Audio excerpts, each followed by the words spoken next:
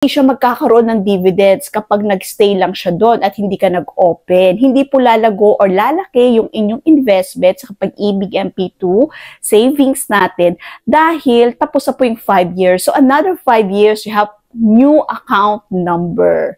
So, kung sasabihin mo 6 to 7 years, hindi siya pwede. Up to 5 years lang po talaga si Pag-ibig MP2 Savings as of recording this video. Diba? We don't do the update. Baka nga naman. Pero as of today, hanggang 5 years pa rin po ang maturity ni Pag-ibig MP2 Savings. So, much better po na i-withdraw nyo na po yung inyong Pag-ibig MP2 Savings in your available time. Kung makauwi ka na Pilipinas, you have to do it personal. Kailangan personal mo siyang i-withdraw kasi may pipirmahan ka doon. So, kailangan you have to go there na mag-withdraw, mag-file kay Pag-ibig para ma-withdraw mo siya and then try na mag-open na ng bagong account